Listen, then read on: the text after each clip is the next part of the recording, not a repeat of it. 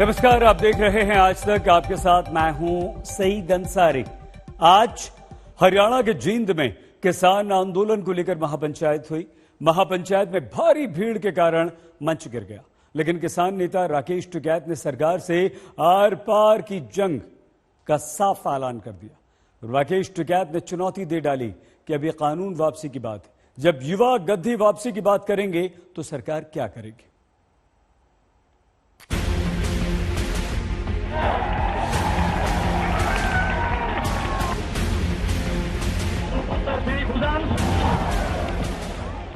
आप लोगों का साथ चाहिए। दिल्ली अपने आप किलेबंदी दिल्ली में करे। जब राजा बढ़ता है तो किलेबंदी करता है। 70 दिन से जारी किसान आंदोलन आगे कैसे बढ़ेगा, इसकी रणनीति तय करने के लिए हरियाणा के जींद में महापंचायत हुई। जींद के कंडेला गांव में कंडेला खाप ने जिस महापंचायत का आयोजन किया, उसके दो चेहरे अहम थे। एक किसान आंदोलन से उभरे भारतीय किसान यूनियन के नेता राकेश टिकैत और दूसरे गुरनाम सिंह चंडूनी, जो हरियाणा में यूनियन के बड़े नेता हैं। महापंचायत में जहां हजारों की तादाद में किसान पहुंचे, वहीं मंच पर भारी भीड़ ने किसान नेताओं के लिए मुश्किल खड़ी कर दी। कंडेला गांव में जो भागरों की भूमि है। टिकैत लगातार भीड़ के मैनेजमेंट में ही जुटे रहे। इसके बावजूद मंच भीड़ के बोझ को नहीं सह सका और जमीन पर आ गिरा।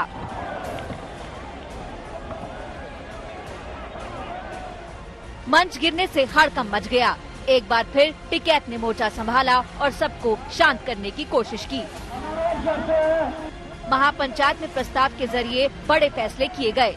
तीनों कृषि कानूनों को रद्द किया जाए, एमएसपी को कानूनी जामा पहनाया जाए, स्वामीनाथन रिपोर्ट को लागू किया जाए, गणतंत्र दिवस के दिन गिरफ्तार किए गए लोगों को रिहा किया जाए, उनके खिलाफ दर्ज केस वापस लिए जाएं। किसान नेताओं ने ऐलान किया कि न वो पीछे हटेंगे और न ही झुकेंगे। हिंदू धर्म बचाने के लिए बहुत कुर्बानी दी है। इनके पीछे खड़ा रहेगा। किसान की सगरी को झुकने नहीं देंगे। स्वागत करते हुए जींद में कंडेला गांव में राकेश टिकैत को भारी समर्थन मिल रहा है। सरकार जहां तीनों कानूनों को वापस लेने से इनकार कर चुकी है, वहीं किसान भी लंबी लड़ाई के लिए तैयार हैं। अरे किले तो ये शरीर उस पर लेटेगा और उसके ऊपर पूरी जनता जाएगी। वो दिन दूर नहीं। हमने अभी बिल वापसी की बात करी है। सरकार कान खोल कर सुन ले। अगर इस नौजवान ने गद्दी वापसी की बात कर दी तो क्या करोगे? अगर इसने गद्दी वापसी की बात कर दी तो क्या करोगे?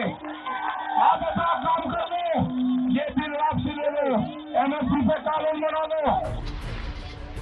जींद के रास्ते में राकेश टिकैत ने अपनी रणनीति साफ कर दी थी। वहीं दिल्ली के तमाम बॉर्डर पर लगाई गई कीलों और बाड़ों को लेकर उन्होंने सरकार पर हमला बोला था। हाँ, तो कील लगा रही, किलेबंदी, मजबूत किलेबंदी है ना।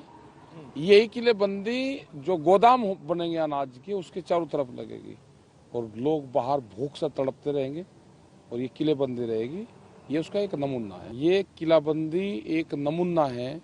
जब हमारा अनाज तिजोरी में बंद हो जाएगा तो उसके बाहर इसी तरह की किलेबंदी होगी। उसको कैसे भेद पाओगे?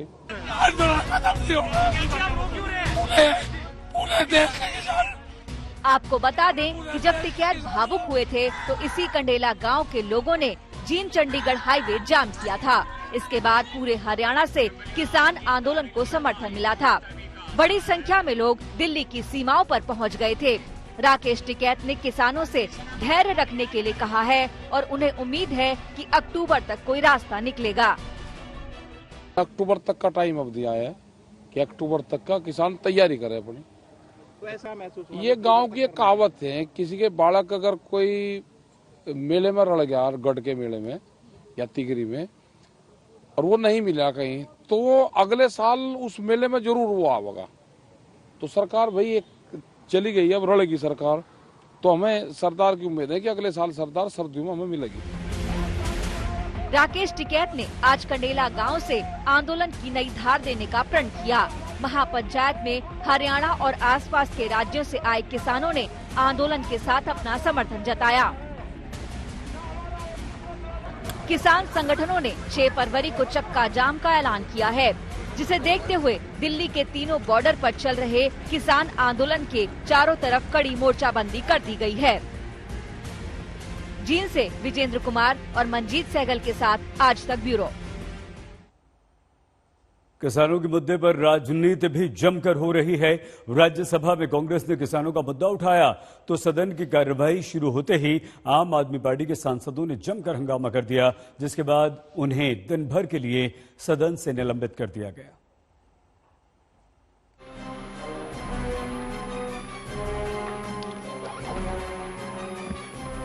तीन कृषि कानूनों के खिलाफ किसानों का आंदोलन 70वें दिन तक पहुंचा तो संसद में भी इसकी गूंज रही। सुबह 9 बजे राज्यसभा की कार्रवाई शुरू होते ही आम आदमी पार्टी के सांसदों ने नारेबाजी शुरू कर दी। किसान विरोधी काला कानून वापस लो।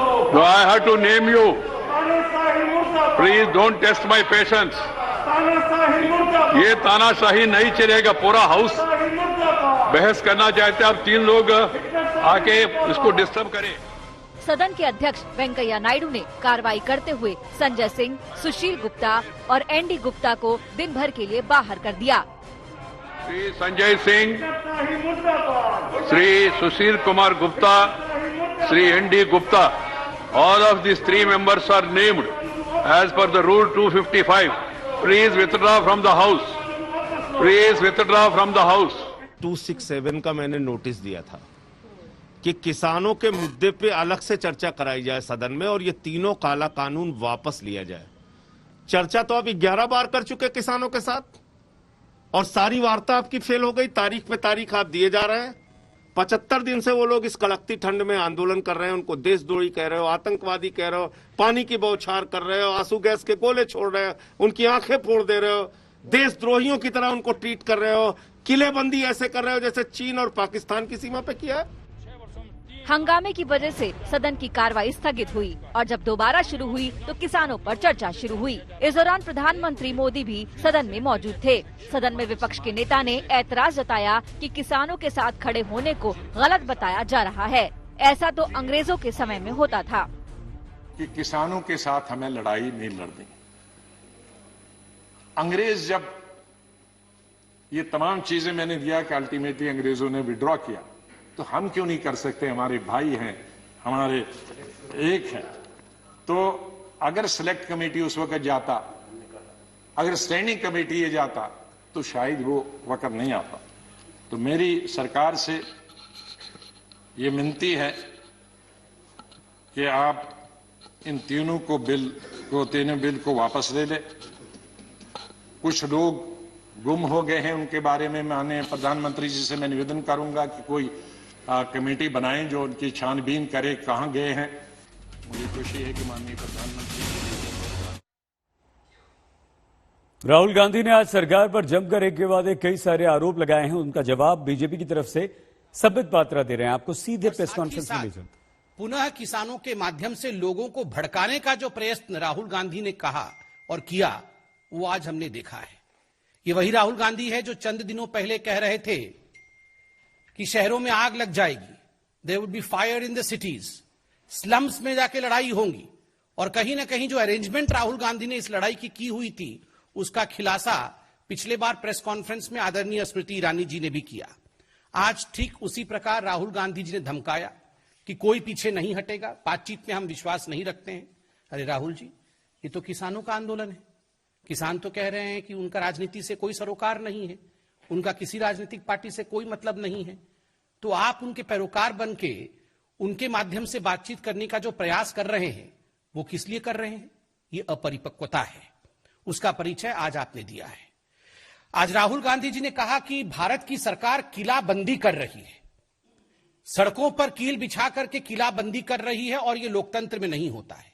राहुल गांधी जी याद करिए, 26 जनवरी के दिन जो घटना हिंदुस्तान में घटा, पूरे विश्व ने देखा। हिंदुस्तान ने जिस प्रकार से उसको गलत बताया और आप लोगों ने सवाल उठाया था कि आखिर दिल्ली की पुलिस रोकथाम क्यों नहीं कर रही थी, दिल्ली की पुलिस ने प्रिवेंटिव मेजर्स क्यों नहीं लिया, क्यों दिल्ली की पुलिस ने लाल किले तक तथाकथित जो लोग इस प्रकार से हिंसा फैलाने की कोशिश कर रहे थे, जो किसान नहीं थे, उन लोगों को क्यों लाल किले तक आने दिया दिल्ली पुलिस ने। यह सवाल राहुल गांधी का भी था, यह सवाल कांग्रेस पार्टी का भी था और अन्य विपक्षी दलों का भी था।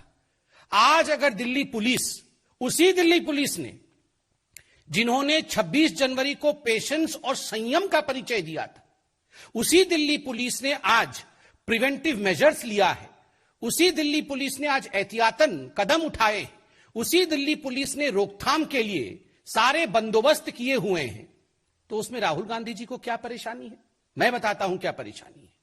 ये राहुल गांधी, कांग्रेस पार्टी और विपक्ष का ये जो प्रोपेगेंडा का एक बहुत बड़ा धड़ा है, ये चाहते हैं, इनकी इच्छा है सड़कों पर लड़ाई हो, ये चाहते थे कि गोली चले, ये चाहते हैं कि लाश बिछ जाए और इन लाशों पर बैठकर ये अपनी राजनीति चमकाएं और सवाल पूछे नरेंद्र मोदी जी से और इस सरकार से कि आखिर ये कैसे हो।